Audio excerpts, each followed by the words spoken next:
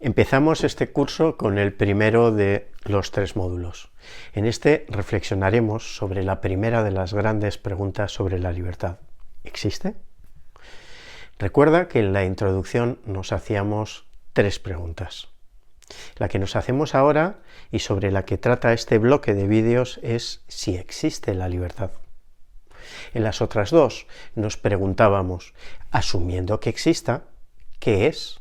Y por último, la pregunta sobre ¿por qué nos habríamos de preguntar sobre la libertad? En la antigüedad, ante el análisis de un problema complejo como el de la libertad, otras profundamente misteriosos como la existencia de Dios, un antiguo empezaba haciéndose 2 preguntas. La primera de ellas era, ¿existe la cosa que queremos estudiar? En latín le llamaban, es la pregunta sobre el ad sit.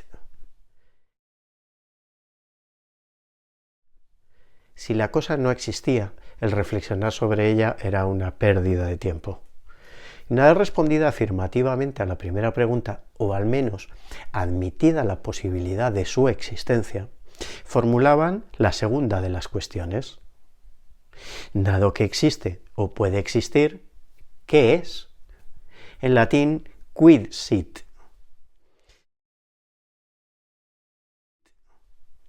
Para acercarnos a la respuesta necesitamos hacer algo de luz en la manera en que pensamos en el siglo XXI y a lo que en este tiempo hemos llamado ciencia. Vamos a tocar también una postura filosófica que llamamos materialismo y que, si la aceptamos como buena, compromete la existencia misma de la libertad. Bueno, parece fuerte, pero no te preocupes porque lo vamos a ver poco a poco de forma que nos ayude a entender por qué se puede negar la existencia de la libertad con argumentos sólidos. Argumentos que, aunque no los compartimos, están bien fundados. Precisamente porque cabe negar la existencia de la libertad, tendremos que armarnos de argumentos sólidos para mostrar su existencia. ¿Cómo pensamos en la actualidad es solo eso? Una manera de pensar. Una manera de pensar y de ver el mundo que no ha sido siempre así y que dentro de unos siglos no seguirá siendo así. Es importante examinar a la forma de pensar actual desde fuera y vamos a intentarlo, porque si no, corremos el riesgo de confundir lo que pensamos con la propia realidad. Lo que pensamos es solo lo que pensamos. Es como un mapa por el que ordenamos el mundo según esta manera de pensar, y al ordenarlo corremos el riesgo de dejar sin mirar aspectos muy relevantes de la realidad.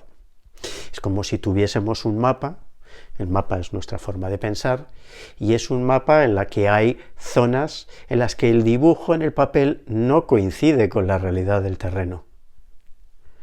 Todas las maneras de ver el mundo y en cada momento de la historia han tenido puntos ciegos sobre la realidad, aspectos a los que no se prestaba atención o a los que no se miraba, cosas sobre las que no pensaban y que daban por hechas. Y nuestra época no es la excepción. También nos pasa, y nos pasa inadvertidamente sin que nos demos cuenta. Nosotros, como ciudadanos de nuestro tiempo, también tenemos puntos ciegos y visiones parciales, visiones reducidas de la realidad. Miradas simplificadas, reduccionistas. Nos faltan trozos del mapa. Hoy la televisión, internet, las redes sociales y toda clase de entretenimientos nos tienen muy ocupados el ocio y, claro, no reservamos tiempo para pensar sobre aspectos importantes de nuestra vida. Es como si fuésemos casi esclavos del entretenimiento, como si estuviésemos hipnotizados para no pensar en nuestra propia existencia. Nosotros, que vivimos ya en el siglo XXI, no abordamos la pregunta sobre la libertad preguntándonos ¿qué es?, que es una pregunta que ha estado presente desde la primera filosofía en Grecia hasta hace un par de siglos. Aquí tenemos un punto ciego, un sitio al que no miramos y del que este curso se va a ocupar. Hoy, asumiendo que quisiésemos reflexionar, que hubiésemos apagado la tele y hecho el silencio necesario en nuestra cabeza, si nos hubiésemos apuntado a un curso sobre la libertad como este, Nuestra pregunta más probable, salvo con todas las excepciones, sería: ¿cómo funciona? ¿Cómo funciona la libertad? ¿Cuáles son las normas y las leyes que la rigen? Y esta pregunta responde a nuestra manera de ver el mundo, que es propia de estos siglos. Estamos interesados en cómo funcionan las cosas. Ya no nos preguntamos lo que las cosas son. Nadie habla de qué es la libertad. Precisamente por eso este curso es tan necesario. Y a la pregunta sobre qué es la libertad, en nuestro siglo tendemos a responderla con un ¿cómo funciona la libertad? Fíjate que no respondemos a la pregunta. La pregunta sobre qué es la libertad queda sin responder. No estamos habituados a este tipo de preguntas.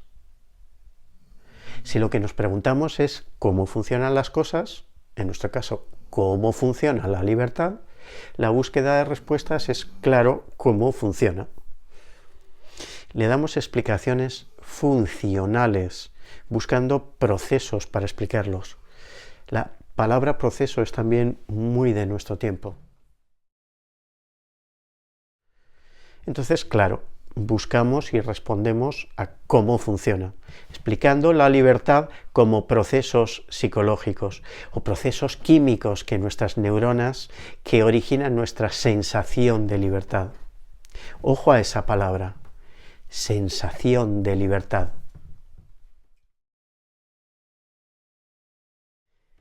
La visión del mundo de nuestra época se basa en una aproximación científica y técnica a la realidad.